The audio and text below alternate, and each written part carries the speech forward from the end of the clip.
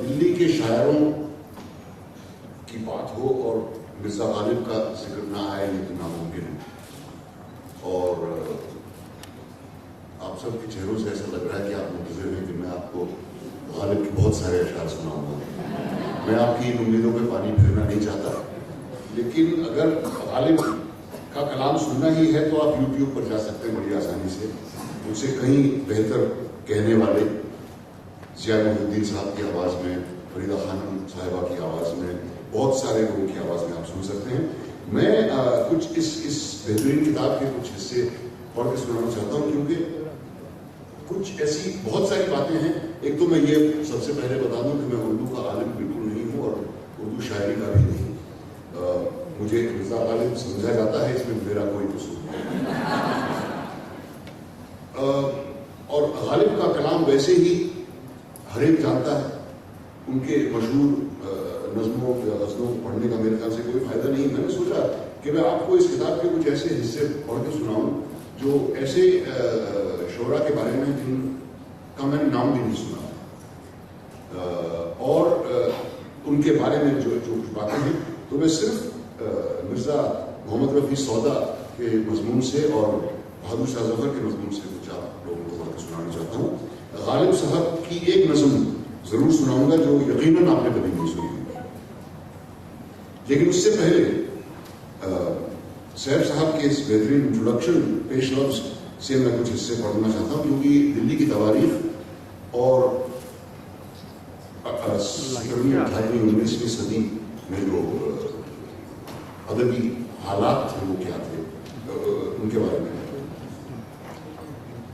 तो ये इंट्रोडक्शन है इसके बाद का, जिसके कुछ हिस्से में आपको बता सुनाऊंगा। Delhi's charms are unpredictable. The chaotic streets, the unruly traffic and polluted air, the aggressive inhabitants and their hurried life, tolerance for the obnoxious. All these constitute an integral part of this phenomenal city. In beauty resides horror and vice versa. Inextricably intertwined with Delhi's complicated present is her violent history. A history of invasions and assaults, even massacres. It has been lamented many times through the centuries, yet it lives. Each time it was razed to the ground, it came back to life with startling vivacity. Nothing dies in Delhi. The ghosts of its past lives roam the streets or bide their time in half-ruined buildings, and they rise up to speak in 1,000 voices that are still told about the city. Struggling to breathe under the angry modern facade of the megalopolis is another one, time-worn and easily missed, that teems with art, heritage and poetry. It is the Delhi of Mir and Ghalib, the Delhi of the fabled 7 cities, all of which have risen and fallen and risen again, or been changed beyond recognition over time. Delhi's indestructible spirit has haunted writers and poets for generations. Some of them have written out of love, others in awe, and yet others out of bewilderment. In the 18th century, Mir Taqi Mir said, "Dil o Dilli dono agar hain kharab, par kuch lutf is ujle ghar mein bhi hai." In the middle of the 20th century, Percival Spear compared Delhi with Rome. There are many etymologies that have been offered for the name Delhi, but perhaps one of the most appealing is the philosopher Ramchandra Gandhi's suggestion that its name could derive from the words Dehli or Dehli, both meaning threshold. a permanent point of entry and departure, but forever resistant to any stamp of permanence.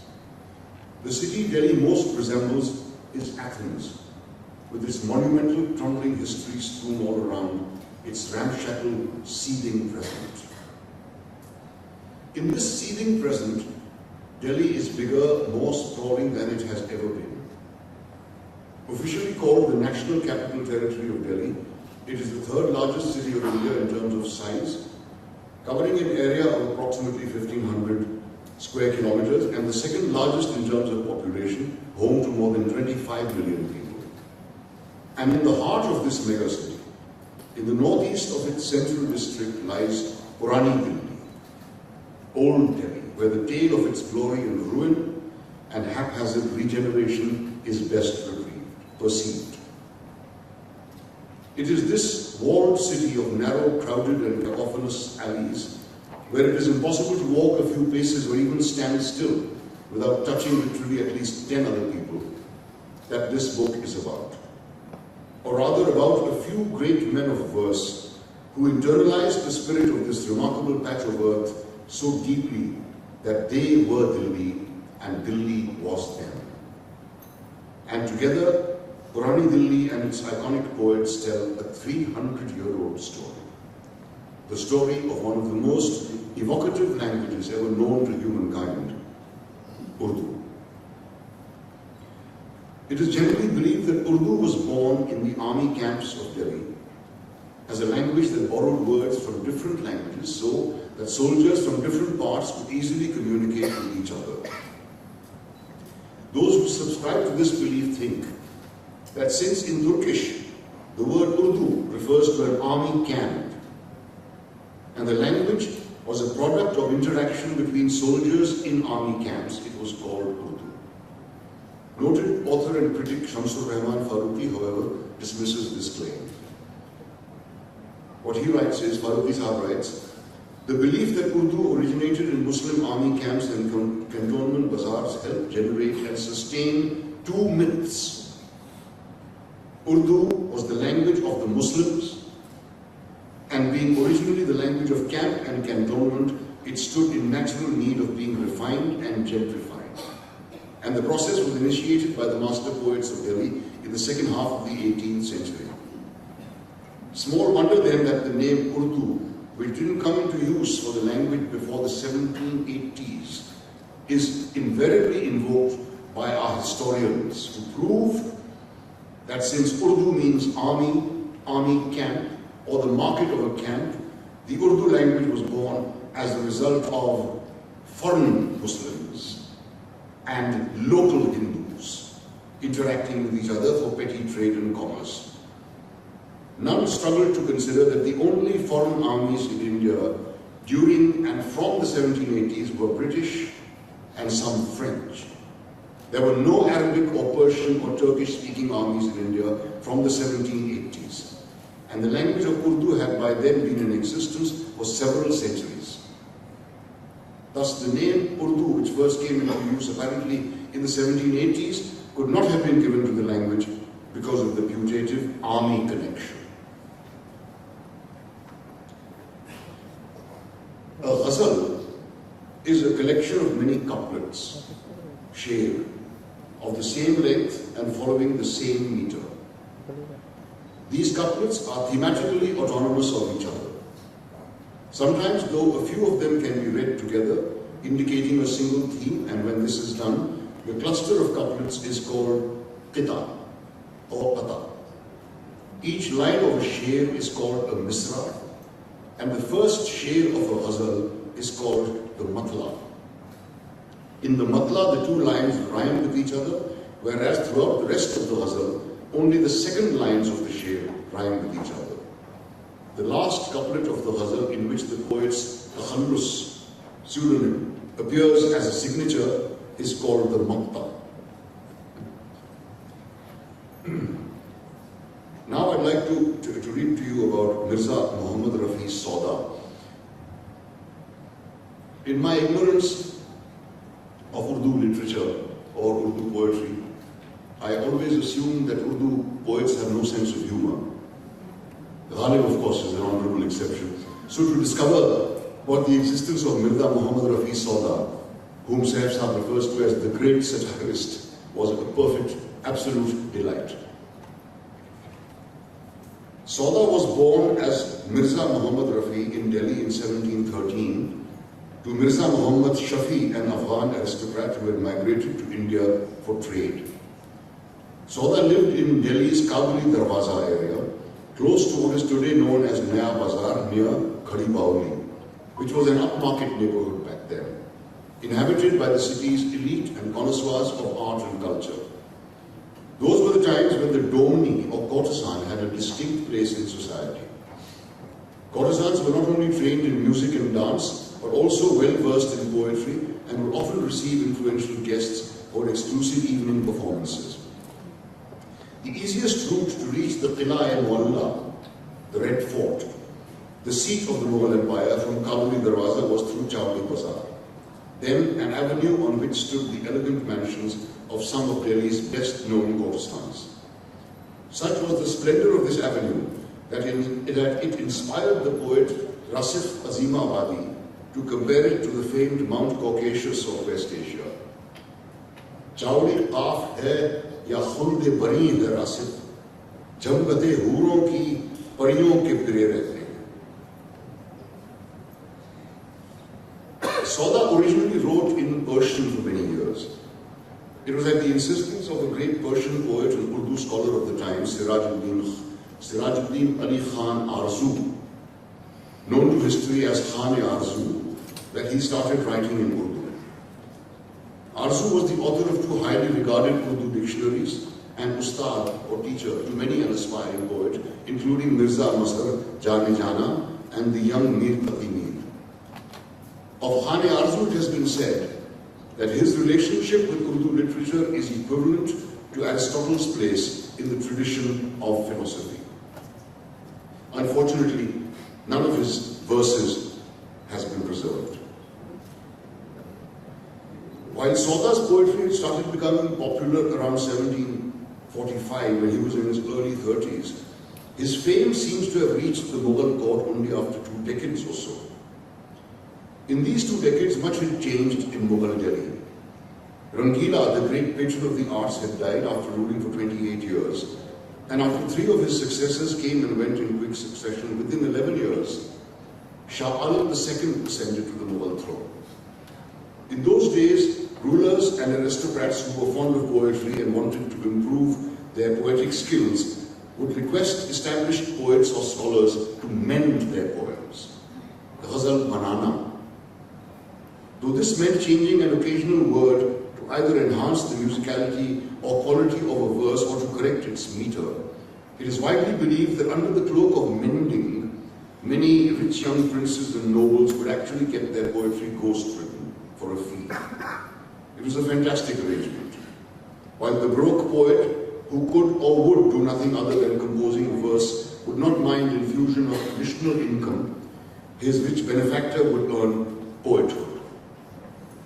Something like our screenplay writers of our film industry.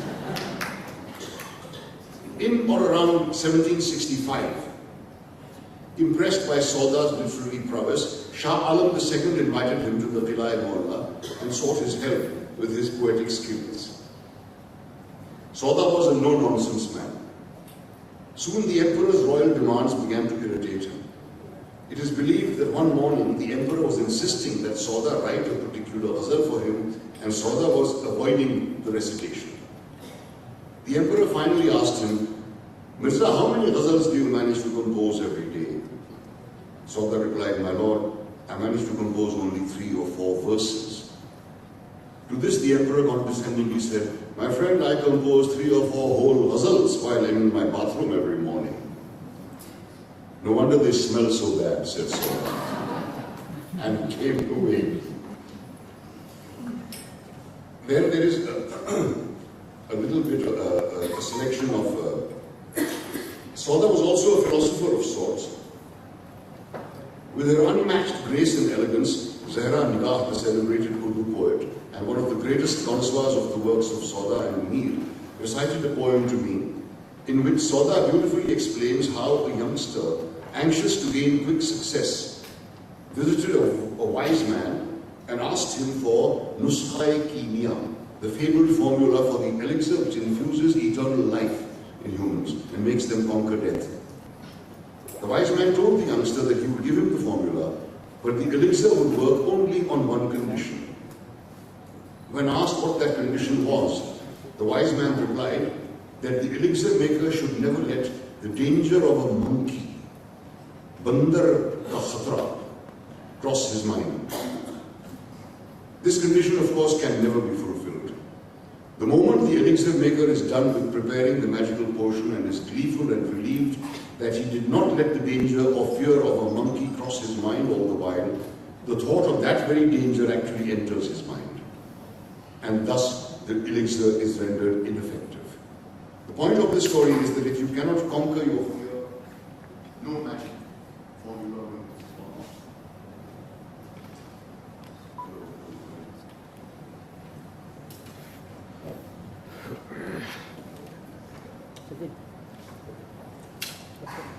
I put it off by mistake. Sorry about that. So I'll read you the poem, which is quite delightful. कहा जाए है एक मुहव्वस का हाल कि रखता था नित कीमिया का ख्याल, ये सब करके दिल के बीच अपने कयास गया वो एक मर्द कामिल के पास, रहा उसकी खिदमत में वो चंद साल, किया मौका पाके आखिर सवाल कि अगर नुस्खे कीमिया याद हो तो बंदे को भी अपने इरशाद हो। कहा अगर यही था तेरा मुद्दा तो देता हूं तुझको, तू जा और ला, ये अज्जा है इसके, ये लेकर बना मगर इसमें एक शर्त है दरमियान, ये नुस्खा तू जिस वक्त लेकर बनाए कभू दिल में बंदर का खतरा न लाए।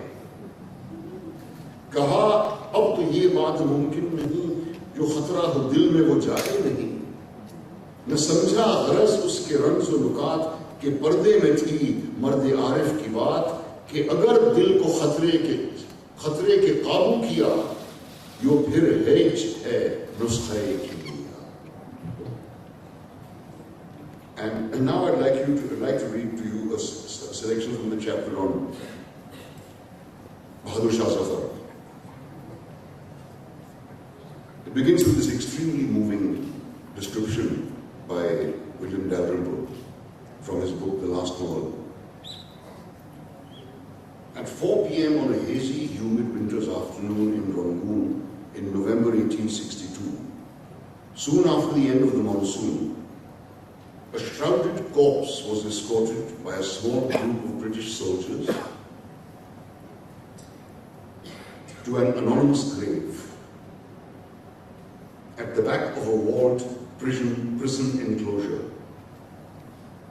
The bier of the state prisoner, as the deceased was referred to, was accompanied by 2 of his sons and an elderly bearded mullah.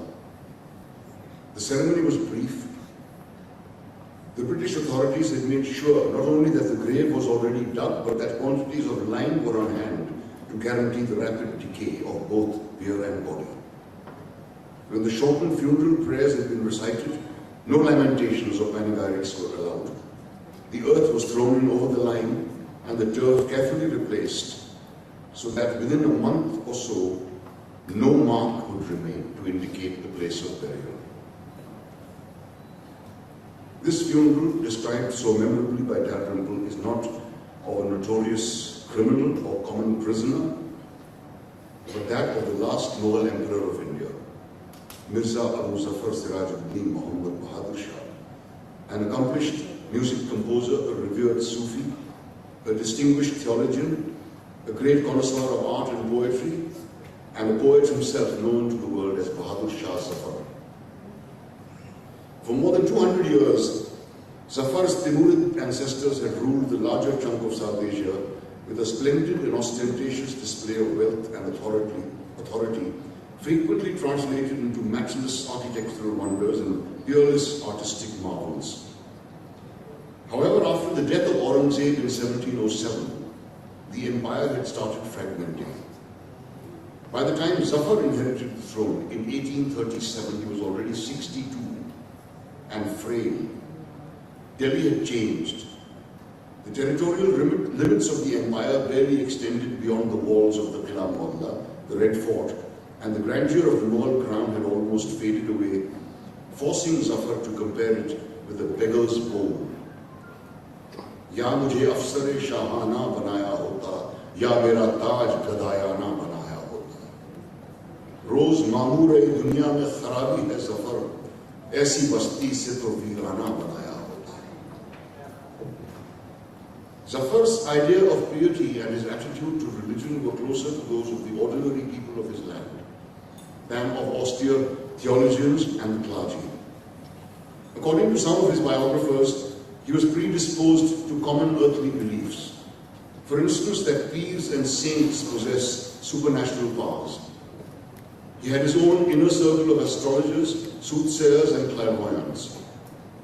As protection against the evil eye, he would himself use and also distribute to his disciples all kinds of charms and would regularly sacrifice animals, donate cows to the poor, bury eggs, and order arrests of black magicians. Read urban Naxals. He was not only convinced of the existence of jinns, but also believed that they were amongst his loyal subjects. When the British began the massacre of Delhi to crush the 1857 mutiny, Zafar was initially unperturbed because his spiritual advisors had persuaded him to believe that no harm could come to an emperor who was protected by jinns. Zafar was well aware that the Mughal throne he had inherited was a sham and the empire mere fiction. Even to travel up to the dargahs at Nizamuddin or Mehroni from his qila, he had to seek permission of the British resident. As his 2-decade-long symbolic rule progressed and years passed by, he became more and more distraught by a situation that he could do nothing about. Even age was not on his side. He felt worthless and helpless. The Qila in Mughalla, despite the collapse of the Mughal Empire and the strange circumstances of the emperor, frequently played host to a large number of poets, writers and artists. These included Hakim Sanaullah Khan Firaq, not to be confused with the famous Firaq Gorakhpuri, who was born decades later, Mir Ghalib Ali Sayyid, not to be confused with Mirza Ghalib, Hafiz Abdul Rahman Khan Ehsan, Burhanuddin Khan Zat, Hakim Qudratullah Qasim, his son Mir Izzatullah Ishq, Mia Shakeva, a disciple of Mir Taqi Mir, Mirza Azim Beg, and Mir Qamaruddin Minnat, and his son Mir Nizamuddin Mahmood. For an Urdu poet, the greatest honor would be an invitation to recite at the royal mushaira in the qila. Like most poets, Zauq too, that was the poet laureate, Mirza Ibrahim Zauq, Hazrat Ibrahim Zauq, too had an ardent desire to be associated with the qila. His friend Beqarar worked for the royal family and was engaged in the personal staff of Bahadur Shah Zafar, who, the then heir apparent, or crown prince, on the advice of a few well-wishers, Zauq persuaded Beqarar to introduce him to the Wali-e-Ahd, then 22 years old. Zauq became a regular visitor to the qila, and the Wali-e-Ahd soon became extremely fond of his poetry. Zafar, however, no, that's a little later.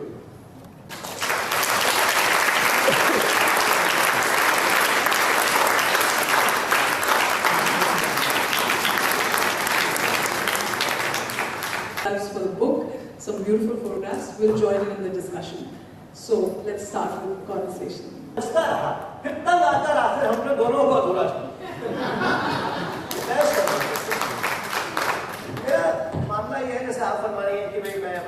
was born in Bombay and I thought that many of the Marathi words will be words, etc. With me, it was just the other way around. I was born and brought up literally in the lap of Urdu. In my family, you know, we used to have different diwane ghalib in every room, and in every room, and the conversations were not only about poetry, but also in poetry. I'll give you an example. हमारे पास एक खरगोश था, अपने घर में पाला हुआ था. तो हम लोग रात को जो है डाइनिंग टेबल पर बैठे थे, खाना खा रहे थे, उस स्कूल. एंड जो खरगोश साथ रहे, वो किचन के दरवाजे से झांक के देखते थे. उनको बुलाइए तो अंदर वापस चले जाते हैं। तो हमारी अम्मा ने दा अपना बहुत मशहूर शेर पढ़ा कि खूब पड़ता है कि चिलमन से लगे बैठे हैं, साफ छुपते भी नहीं, सामने आते भी नहीं। इसी तरह ही गुफ्तगू होती थी हमेशा से। And Delhi is what was it? Delhi has always enchanted me. It didn't when I was growing up in Delhi.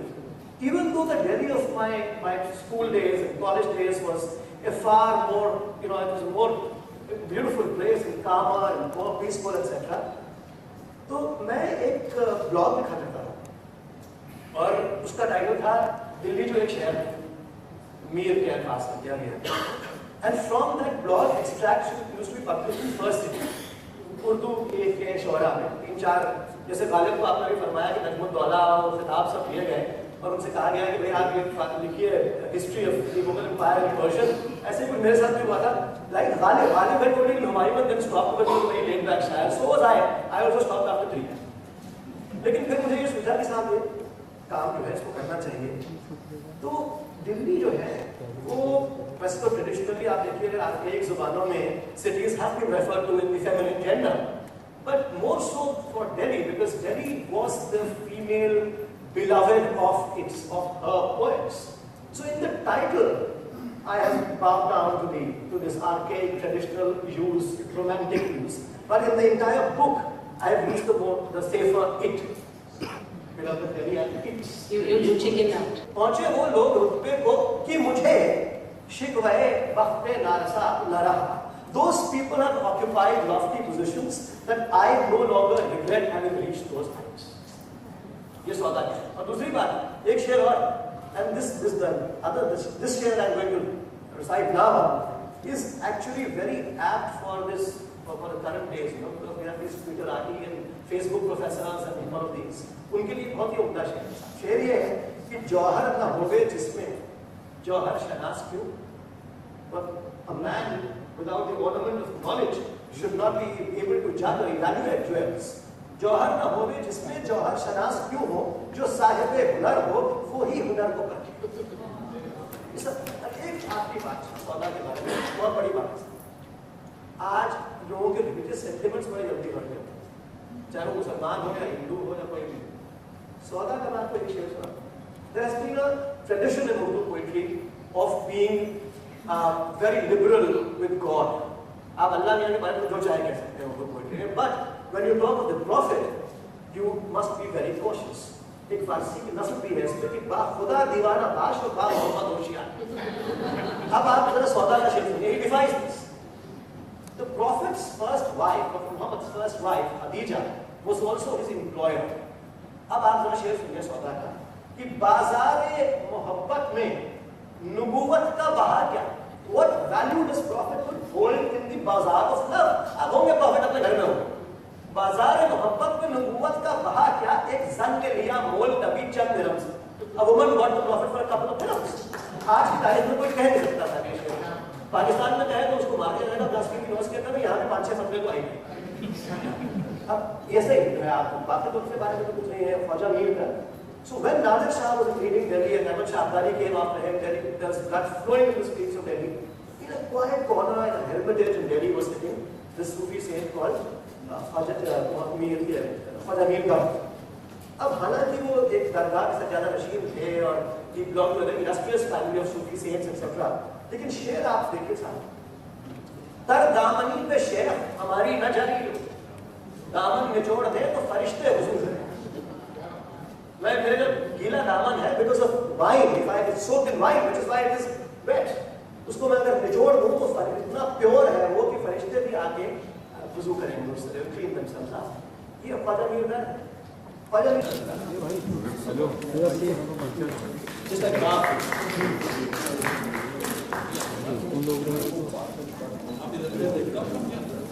Delhi blog को नहीं रहती। बस प्रियंका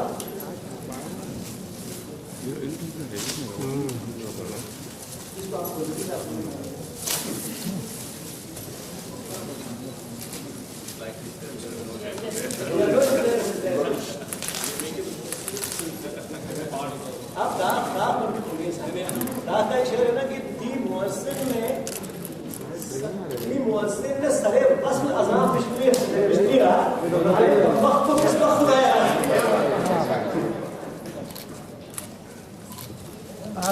सर इधर सर यहाँ सर सर इधर नासिर सर इधर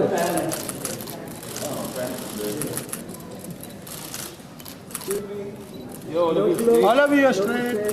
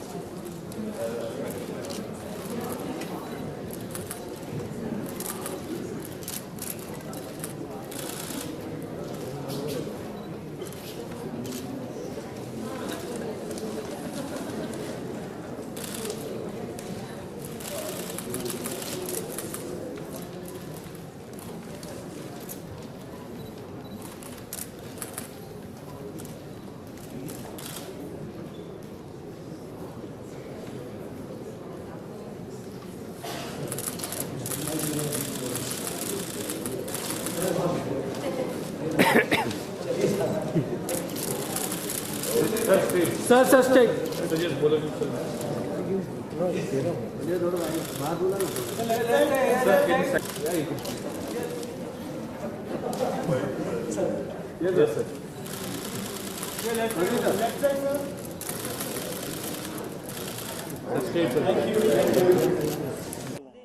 मिक्स्ड यस आई विल देखिए दिल्ली का ये है कि 18वीं और 19वीं सदी में जब मुग़ल एम्पायर बिल्कुल ख़त्म हो रहा था, it was in a spectacular decline, तो दिल्ली में एक नया किंगडम जो है वो उभर के आ रहा था and Delhi played host to the kingdom of Urdu poetry. Urdu शायरी लखनऊ, हैदराबाद और दिल्ली 3 जगह जो है वो पनप रही थी, लेकिन दिल्ली की जो उर्दू शायरी, जो जामे मस्जिद की जो उर्दू शायरी है, वो पूरी एक मुकम्मल तहजीब है। It's a complete exhaustive culture in itself, और वो सिर्फ दिल्ली की जामा मस्जिद की सीढ़ियों का ही हिस्सा है। वो शायरी आपको ना लखनऊ में मिलेगी, ना आपको हैदराबाद में या दक्कन में मिलेगी। तो मैंने ये सोचा कि जब 200 साल दिल्ली में सिर्फ और सिर्फ जो है तबाही मच रही है, नादिर शाह आ रहा है, उसके बाद अहमद शाह अब्दाली आ रहा है, सड़कों पे खून की नदियाँ बह रही हैं, उस वक्त बहुत ज़रूरी है ये जानना कि उस वक्त दिल्ली में और क्या चल रहा था। और मेरा ये ख़्याल है कि जब हिस्टोरियन या राइटर या मुअर्रिख़ हिंदुस्तान की तारीख़ के लिए कलम उठाएगा, ख़ास तौर पे दिल्ली की तारीख़ के लिए, तो उसको हमारे क्लासिकी उर्दू लिटरेचर का सहारा ज़रूर लेना पड़ेगा, क्योंकि उससे बेहतर सहारा तारीख़ को लिखने के लिए नहीं है।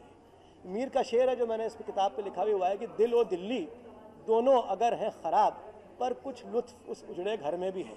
तो वो जो लुत्फ़ उस उजड़े घर में है वो आपको और कहीं नहीं मिलेगा। बकौल इकबाल की जो मज़ा कबूतर के लहू में है वो कबूतर में भी नहीं।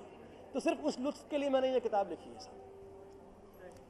इसके अलावा बहुत अच्छी अच्छी जगहों को भी आपने एक्सप्लोर किया है, लेकिन तो उसके बारे में बताइए सर। फोटोग्राफ्स हमने देखे कुछ, उस फोटोग्राफ्स जो हैं किताब में, उनका मकसद ये है बताने के लिए कि ये जो जगहें हैं जहाँ ये शायर पैदा हुए या रहे, जहाँ उन्होंने अपने मुशायरे पढ़े, जहाँ वो लोग मरे, जहाँ वो दफन हैं, उनके ढाबे, उनके चाय खाने, उन सब का हमने आज क्या किया। Do we have even a wastage of pride in our self to celebrate those places और इवन प्रिजर्व दोज प्लेसेस। आप लोगों ने तस्वीरें देखी, आप देखिए क्या बुरा हाल है। किसी की कब्र पे जो है वो पाखाने बने हैं, किसी की कब्र पे जो है वो ताले लगे हुए हैं, कुछ पता ही नहीं है। किसी मीर की कब्र का तो पता ही नहीं है कि कहाँ है। तो वो कह गए थे ना साहिर लुधियानवी साहब कि कल और आएंगे कलियों की फूलों की गिनती कलियाँ चुनने वाले, मुझसे बेहतर कहने वाले, तुमसे बेहतर सुनने वाले। मुझे लगता है हम लोगों ने ये बात बड़ी सीरियसली ले ली है कि साहब और आएंगे, हमें क्यों पूछा जाए। तो अगर ये सब कुछ, मैं यकीन के साथ कह सकता हूँ कि दिल्ली में, आप पुरानी दिल्ली में चले जाइए, गली कासिम जान में हर एक मोड़ पे आपको एक ऐसा मॉन्यूमेंट मिल जाएगा जो दिल्ली को की अजमत जो है वो रोम से भी ज़्यादा बढ़ा सकता है। लेकिन हम लोगों ने उसका जो है, बहुत बदकिस्मती है हमारी कि हम लोगों ने उसका कोई ख्याल नहीं रखा। सर उसके लिए कितनी रिसर्च करनी पड़ी आपको? किताब लिखने में मुझे 3.5 साल के करीब लगे हैं। और आप किताब में देखेंगे तो एक बड़ी एक्सटेंसिव सी बिब्लियोग्राफी है उन सब किताबों की, उन सब आर्टिकल्स की जो मैंने साइट किए हैं अपनी किताब में, और 152 तो नोट्स हैं सिर्फ किताब में, फुट नोट्स। तो मैंने बहुत ज़रूरी बात बताने वाली ये है कि मैं हिस्टोरियन नहीं हूँ साहब, मैं उर्दू का शायर भी नहीं हूँ। मैंने सिर्फ दिल्ली और उर्दू की मोहब्बत में ये किताब लिखी है। तो इस किताब को आप सिर्फ वैसे पढ़ें जैसे आप किसी the way you will read a lovers letters on love, not as a philosophical book on metaphysical aspects of love. तो ज़्यादा वक्त इस बात में लगा कि जो बात मैं कह रहा हूँ, क्योंकि मैं खुद हिस्टोरियन नहीं हूँ, उसको 2 जगह से 4 जगह से डबल चेक कर लिया जाए, कोई गलती ना हो हिस्ट्री की उसमें। तो इसमें बहुत वक्त लगा, करीब 3.5 साल में मैंने ये किताब पूरी। सर उसके अलावा जो लफ्ज़ थे वो बहुत ही अच्छे थे, लेकिन नसीर साहब ने जब वो लफ्ज़ को पढ़े तो उस पर 4 चांद लग गए। उसके लिए क्या कहेंगे आप? नसीर साहब का तो साहब ये है कि जब हम स्कूल या कॉलेज में पढ़ते हैं तो वो मिर्ज़ा गालिब की शक्ल में हमारे सामने आए, और इवन समबडी लाइक मी जो बचपन से जो है हर घर में हर कमरे में जो है दीवान गालिब पढ़ रहा है बैठ के, उसके लिए भी Ghalib became easy and household name only because of Naseeruddin Shah and Gulzar. तो मेरी बहुत ऐन खुशकिस्मती है कि नसीर साहब यहाँ तशरीफ़ लाए। मैं बिल्कुल इससे पहले पर्सनल तौर पे उनसे वाकिफ़ नहीं था, किताब पढ़ के उन्होंने मुझे फ़ोन किया and he said Saif I have called you only to thank you for writing this book. तो बहुत मेरी खुशकिस्मती है, ऐन खुशकिस्मती है कि तशरीफ़ लाए हुए हैं। बहुत शुक्रिया।